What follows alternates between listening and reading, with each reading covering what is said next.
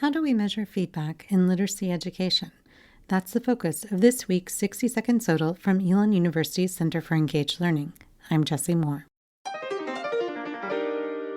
In measuring what learners do in feedback, the Feedback Literacy Behavior Scale, published as an open access article in Assessment and Evaluation in Higher Education, Philip Dawson, Zhu Yan, Anastasia Lipnovich, Joanna Tai, David Bode, and Paige Mahoney describe their development and validation of the Feedback Literacy Behavior Scale. The authors note and document with a literature review that contemporary feedback models have moved to student-centered, requiring students to take active roles.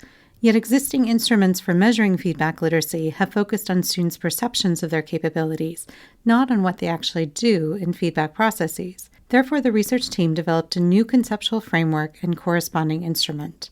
The authors draw from both Carless and Bode's 2018 conceptual paper and Malloy, Bode, and Henderson's 2020 framework to develop a new conceptual framework with 5 components: seek feedback information, make sense of information, use feedback information, provide feedback information, and manage effect. They include a figure illustrating how they rework components of the prior frameworks, and they describe the critical friends process they use to seek, make sense of, and use feedback from other feedback scholars. Yes, we're getting a bit meta here. The project team next developed 45 items representing behaviors that feedback literate students would do relative to the 5 framework components.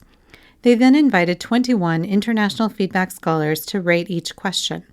Based on the feedback they received, they revised the item set, resulting in 39 questions that the authors again shared with experts for a second round of review.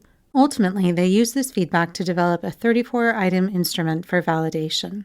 Next, the project team administered the 34-item instrument to 350 university students in Australia, Ireland, New Zealand, and the UK to test substantive validity, structural validity, generalizability, and external validity.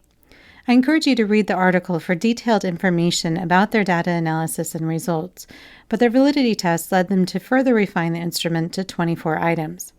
The authors shared the final instrument as an appendix to their open access article and at feedbackliteracy.org with a Creative Commons Attribution license.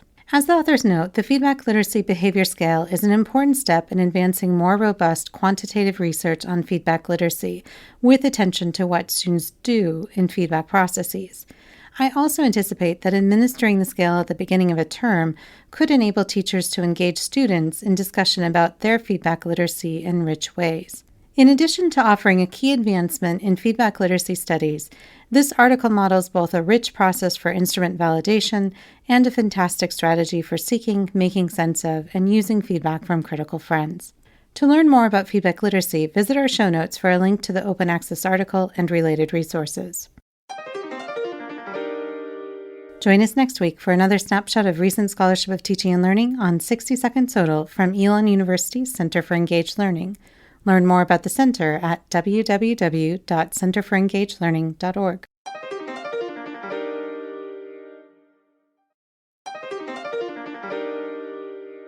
Thank you for listening to a Center for Engaged Learning podcast. We would appreciate your feedback.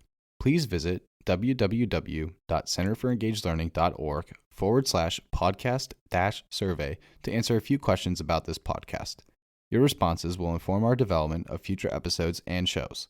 Again, that's www.centerforengagedlearning.org/podcast-survey. Thanks for your feedback.